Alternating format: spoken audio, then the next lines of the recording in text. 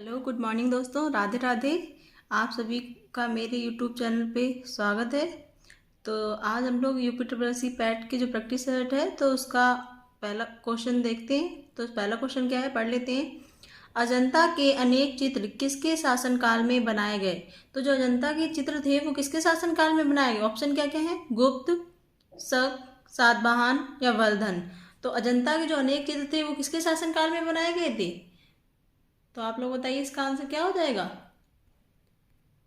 किसके शासनकाल में बने थे अजंता के अनेक चित्र? तो आंसर हो जाएगा इसका गुप्त में। अब जो ये क्वेश्चन है कि अजंता की जो गुफाएं हैं वो अजंता की गुफाएं कहाँ हैं? महाराष्ट्र में। और जो महाराष्ट्र में भी कहाँ? औरंगाबाद में। तो अजंता की गुफाएं कहाँ पड़ती हैं? औरंगाबाद में। औरंगाबाद कहाँ है? महाराष्ट्र में। प्रेजेंट टाइम में जो औरंगाबाद है उसका नाम बदल कर नया नाम कर दिया गया, तो वो भी आप लोगों को पता होना चाहिए। वो तो नया नाम क्या है? छत्रपति संभाजी नगर। ठीक है, नेक्स्ट नंबर क्वेश्चन पढ़ लेते हैं। क्वेश्चन नंबर सेकेंड, उपनिषद क्या है? हिंदू ग्रंथ, हिंदू पुराण, हिंदू मनीषा को प्रतिपादित करने वाले दार्शनिक सिद्धांत या वेद। तो उपनिषद इनमें से क्या है? तो उपनिषद क्या है? उपनिषद है हिंदू मनीषा को प्रतिपादित करने वाले दार्शनिक सिद्धांत। और हमारे कुल उपनिषद हैं कितने? 108। Next number question number third देख लेते हैं। क्वेश्चन नंबर थर्ड क्या है? थर्ड देख लेते हैं। भारत में लोधी वंश का आखिरी शासक कौन था? तो ऑप्शन क्या क्या है? इब्राहिम लोधी, सिकंदर लोधी, सुल्तान लोधी या खिजर हयात लोधी। तो भारत में लोधी वंश का आखिरी शासक कौन था? तो आंसर क्या हो जाएगा? इब्राहिम लोधी। लोधी वंश में तो टोटल कितने शासक हुए? 3 शासक। कौन कौन से? इब्राहिम लोधी, सिकंदर लोधी और बहलोल लोधी। इसमें क्या हुआ कि सबसे शासक किसे माना जाता है? सिकंदर लोधी को। और जो इब्राहिम लोधी है इनके टाइम में 1526, और सबसे ज़्यादा इंपॉर्टेंट है डेट, कभी कभी डेट भी अब पूछने लगा है। तो 1526 21 अप्रैल को पानीपत का प्रथम युद्ध हुआ था। किसके किसके? बाबर और इब्राहिम लोधी के बीच। समझ में आ गया ना? अब हम बढ़ते हैं अपने नेक्स्ट क्वेश्चन नंबर 4 में। भारत को जब आज़ादी मिली तब इस देश के गवर्नर जनरल कौन थे? जब भारत को आज़ादी मिली थी तो गवर्नर जनरल कौन थे? Lord Attlee, Lord Macaulay, Lord Bentinck, Lord Dalhousie. तो आज़ादी के समय गवर्नर जनरल कौन थे? तो आज़ादी के समय हमारे गवर्नर जनरल थे लॉर्ड बेंटिंग। और लॉर्ड बेंटिक ने एक काम किया था। इन्होंने राजा राम मोहन राय की हेल्प की मदद के साथ इन्होंने 4 दिसंबर 1829 में सती प्रथा का अंत किया था। कब किया था? 4 दिसंबर 1829 ईस्वी में। अगर आप लोग भूल जाते हैं कि जो सती प्रथा का अंत है तो ऐसे याद रखो, सती मतलब किसको? लड़की को। ये तो क्या होगा? बेटी। तो ऐसे याद रखो, बेटी, बेटी मतलब बेंटिक। इसमें भी देखो बेटी आ रहा है ना, तो इससे आपको याद हो जाएगा। नेक्स्ट नंबर क्वेश्चन नंबर 5 देख लेते हैं। 5 क्या है? भारत के 21 गवर्नर जनरल ने अंग्रेजी भाषा की प्रारंभिक पहल की। जो भारत में कौन सा ऐसा गवर्नर जनरल था जिसने अंग्रेजी भाषा की प्रारंभिक पहल की? तो ऑप्शन क्या क्या है? Lord Curzon, Lord Macaulay, Lord Bentinck, Lord Dalhousie. तो हमारा ऑप्शन क्या हो जाएगा आंसर? अंग्रेजी भाषा की पहल किसने की थी? अंग्रेजी भाषा की पहल लॉर्ड बेंटिक ने की थी। और अब इसमें और भी ऑप्शन उसके बारे में हम थोड़ा देख लेते हैं। लॉर्ड कर्जन के समय क्या हुआ था? तो जो बंगाल विभाजन हुआ था 1905 ईस्वी में, बंगाल विभाजन हुआ था, उस समय गवर्नर जनरल कौन था? Lord Curzon. लॉर्ड डलहौजी के समय क्या हुआ था? तो जो लॉर्ड डलहौजी हैं इनके समय जो पहली ट्रेन चली थी, वो पूछा जाता है कि रेलवे लाइन किसके समय में ये हुआ था? तो किसके टाइम में हुआ था? लॉर्ड डलहौजी के टाइम। ठीक है, नेक्स्ट नंबर क्वेश्चन देख लेते हैं हम लोग। Question number 6। क्वेश्चन नंबर 6 क्या है? देखिए क्वेश्चन नंबर, निम्नलिखित में कौन मध्यम मार्गी नहीं है? मध्यम मार्गी मतलब नरम दल। मध्यम मार्गी मतलब क्या बोला उन्होंने? नरम दल के दो नेता, 2 दलों में बढ़ गया था ना, नरम दल और गरम दल, जब 1907 में सूरत अधिवेशन हुआ था उस समय। तो जब दो, तो इसमें यही ऑप्शन क्या क्या? फिरोज शाह मेहता, सुरेंद्र नाथ बनर्जी, विवेक चंद्र बनर्जी, बाल गंगाधर तिलक। तो हम लोग एक बहुत ज़्यादा प्रचलित है, हम लोगों को खूब ज़्यादा पता भी है, हम लोग पढ़ते हैं लाल बाल पाल, पढ़ते हैं ना, लाल बाल और पाल, ये जो है, और एक घोष और है। तो ये चारों जो नेता हैं खूब पूछा जाता है पेपर में। ये कैसे हैं? ये गरम दल के हैं। और इन्होंने पूछा है कि इन्होंने पूछा है कि कौन मध्यम मार्ग की, मतलब नरम दल के नहीं, और जबकि ये लोग कौन से थे, ये थे गरम दल के। तो कौन से? फिरोज शाह मेहता, सुरेंद्रनाथ बनर्जी, विवेक चंद्र बनर्जी, बाल गंगाधर तिलक। तो हमारा आंसर क्या हो जाएगा? बाल गंगाधर तिलक। यहाँ से लाल क्या है? लाला लाजपत राय। बाल से बाल गंगाधर तिलक, पाल बिपिन चंद्र पाल, और घोष अरविंद घोष। यहाँ तक समझ में आ गया ना? नेक्स्ट नंबर क्वेश्चन देख लेते हैं। क्वेश्चन नंबर 7, बारदोली सत्याग्रह आंदोलन का नेतृत्व किसने किया था? जो बारदोली सत्याग्रह हुआ था उसका आंदोलन का महात्मा गांधी, रविन्द्रनाथ टैगोर, सरदार वल्लभ भाई पटेल, चित्तरंजन दास। तो बताइए किसने किया था बारदोली सत्याग्रह का आंदोलन? तो ये तो काफी प्रचलित रहा है बारदोली सत्याग्रह। तो ये किसने किया था? सरदार वल्लभ भाई पटेल। किसने किया था? सरदार वल्लभ भाई पटेल ने। और कब हुआ था बारदोली सत्याग्रह आंदोलन? तो ये हुआ था 1928 ईस्वी में। ऐसा भी बोला जाता है कि जो सरदार वल्लभ भाई पटेल में जो सरदार की उपाधि है ये किसने दी थी? तो ये बारदोली की महिलाओं ने दी थी इन्हें। किसने दी थी? बारदोली की महिलाओं ने। अभी स्टेचू ऑफ यूनिटी बनाया गया है, तो वो कहाँ पे स्टेचू ऑफ यूनिटी कहाँ बनाया गया है? जो कि अपने सबसे ऊंची 182 मीटर की प्रतिमा है। ये भी प्रतिमा किसकी है? ये सरदार वल्लभ भाई पटेल की ही है। तो ये बनी कहाँ है? ये गुजरात में है। कहाँ है? गुजरात में। ठीक है, नेक्स्ट नंबर क्वेश्चन देख लेते हैं। क्वेश्चन नंबर 8, भारतीय पुनर्जागरण का जनक किसे माना जाता है? क्वेश्चन क्या है हमारा? भारतीय पुनर्जागरण का जनक किसे माना जाता है? तो ऑप्शन पढ़ लेते हैं। राजा राम मोहन राय, रविन्द्रनाथ टैगोर, स्वामी दयानंद सरस्वती, या स्वामी विवेकानंद। तो ऑप्शन क्या सही हो जाएगा? तो ऑप्शन हमारा सही होगा राजा राम मोहन राय।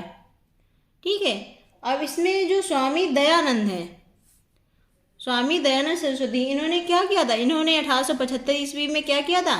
आर्य समाज की स्थापना की थी। क्या किया था? आर्य समाज की स्थापना की थी। ठीक है, रविन्द्रनाथ टैगोर ये पहले भारतीय जिन्हें नोबेल पुरस्कार मिला। पूछा जाता है कि पहले भारतीय कौन है जिसे नोबेल पुरस्कार मिला? तो रविन्द्रनाथ टैगोर को मिला था। ठीक है, और ये स्वामी विवेकानंद, इन्होंने क्या किया था? इन्होंने 1897 ईस्वी में रामकृष्ण मिशन की स्थापना की थी। किसकी की थी? रामकृष्ण मिशन की। और इन्हें भारतीय पुनर्जागरण का जनक, और इन्होंने भी कुछ किया था। इन्होंने क्या किया था? 1828 ईस्वी में ब्रह्म समाज की स्थापना की थी। किसकी की थी? ब्रह्म समाज की। और 1817 में इन्होंने हिंदू कॉलेज की स्थापना भी कलकत्ता में की थी ना, राजा राम मोहन राय जी ने। नेक्स्ट नंबर क्वेश्चन देख लेते हैं। क्वेश्चन नंबर 9, भारत की आत्मा गांव में निवास करती है। किसने कहा? ये वर्ड किसने बोले थे कि भारत की आत्मा गांव में निवास करती है? ऑप्शन देख लेते हैं। विनोबा भावे, जयप्रकाश नारायण, जवाहरलाल नेहरू, महात्मा गांधी जी। तो ये बात किसने कही थी? तो ये कही थी महात्मा गांधी जी ने। किसने कही थी? महात्मा गांधी जी ने। और जयप्रकाश नारायण, इन्हें एक इनका उपनाम है। इन्हें किस नाम से भी जानते हैं? इन्हें लोक नायक भी बोलते हैं। ठीक है, क्वेश्चन 9 हो गए। अब नेक्स्ट क्वेश्चन नंबर 10 देखते हैं अब हम लोग। और इस वीडियो को लास्ट तक देखिए, मैं आपको एक इसमें इंपॉर्टेंट ट्रिक भी बताऊंगी। तो ये देख लेते हैं।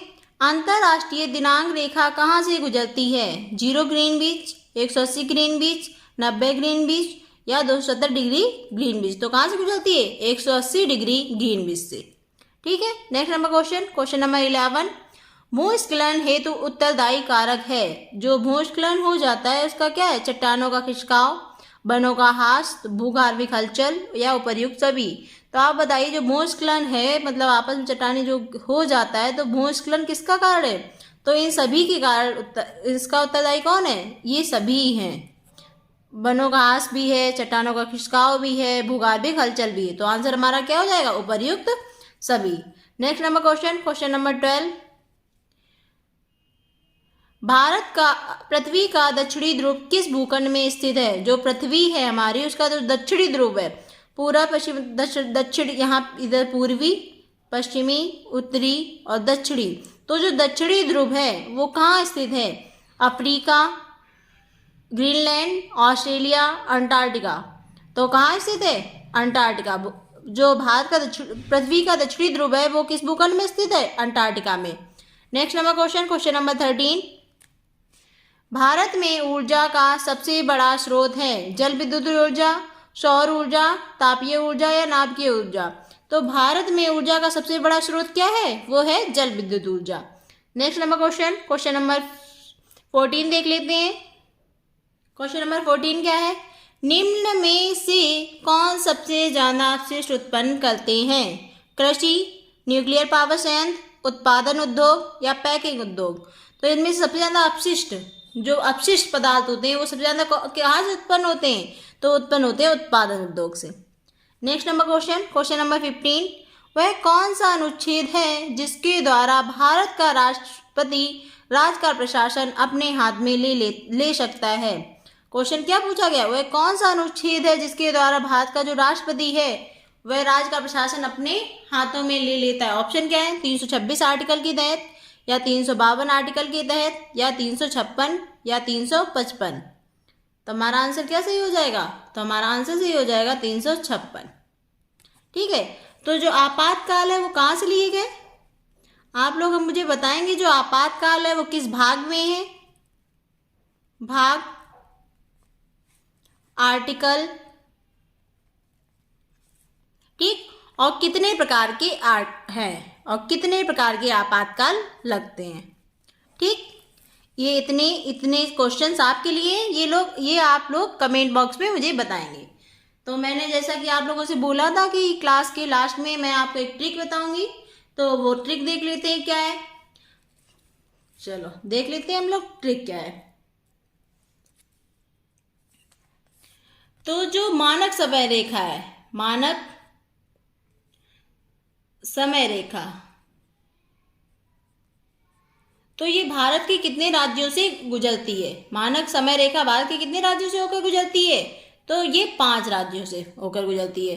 वो 5 राज्य कौन कौन से हैं? तो वो एक ट्रिक है छोटी सी, उसके माध्यम से हम लोग सीख लेंगे। तो वो ट्रिक क्या है? तो वो ट्रिक है यूपी और एमपी। इधर से ऊपर से तो चले यूपी एमपी। तो यूपी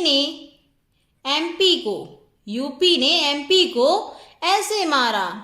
सुनते जाना ध्यान से, आप 2-3 बार बोलेंगे आपको भी याद हो जाएगी। यूपी ने एमपी को ऐसे मारा कि 36 के 36 अंधे होकर उड़ गए। अंधे होकर उड़ गए। ठीक है ना? तो यूपी से उत्तर प्रदेश, एमपी से मध्य प्रदेश, 36 से छत्तीसगढ़, अंधे से आंध्र प्रदेश, उड़ से उड़ीसा। ठीक है। अब एक ऐसी शानदार ट्रिक देखने के लिए आप लोग अगला क्लास जरूर देखें, उसमें भी मैं आपको एक बहुत ही शानदार ट्रिक बताऊंगी। तब तक के लिए धन्यवाद।